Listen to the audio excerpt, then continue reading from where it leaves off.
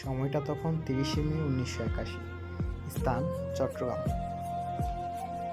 প্রচণ্ড বৃষ্টিতে ভিজে যাচ্ছে চারদিক। কর্মব্যস্ত দিন শেষে প্রেসিডেন্ট জিয়াউর রহমান সার্কিট হাউসে ঘুমাচ্ছেন। রাত তখন 1টা। প্রেসিডেন্ট কি জানতেন তাকে মারার জন্য তৈরি হচ্ছে একদল আর্মি? কালুরঘাট ব্রিজের এখানে এসে থামলো গাড়িবহর।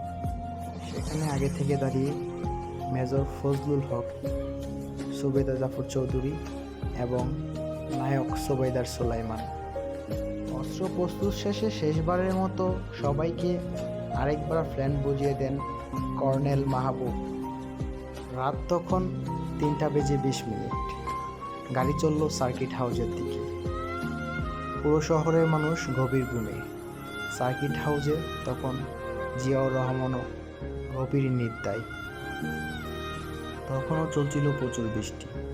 বৃষ্টিতে তলিয়ে গিয়েছে চট্টগ্রামের বেশিরভাগ রাস্তাঘাট।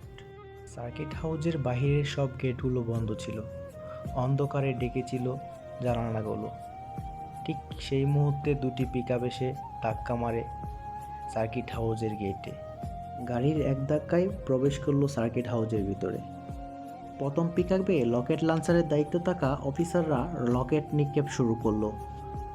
প্রচণ্ড শব্দে কেঁপে উঠল সার্কিট হাউস। গার্ড এবং দায়িত্বরত পুলিশ সদস্যরা চমকে উঠে আঁকড়ে ধরল তাদের অস্ত্র। অন্যদিকে প্রথম দল গুলি করতে করতে দুতলোর দিকে এগিয়ে গেল। ততক্ষণে সব গার্ড এবং পুলিশ সদস্যরা মাটিতে লুটিয়ে পড়ল। দ্বিতীয় দলও তখন গুলি করতে শুরু করলো। আর তৃতীয় দল বাহিরে দাঁড়িয়ে পাহারা দিচ্ছিল যাতে ভিতরের কেউ পালিয়ে না যেতে পারে।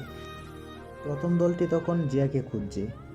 সার্কিট হাউসের যে রুমে জিয়ার থাকার কথা ছিল সে সেই রুমে ছিল না। প্রচণ্ড গুলোগুলির শব্দ শুনে সার্কিট হাউসের সিঁড়ির ডান দিকে থাকা রুমটির দরজা হালকা ফাঁক করে দেখতে চেয়েছিল কি হচ্ছে। তখনই বিদ্রোহ অফিসারদের নজরে পড়ল জিয়া।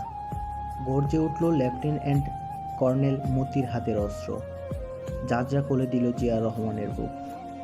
এভাবেই শেষ হলো প্রেসিডেন্ট জিয়াউর রহমানের জীবন পর্ব।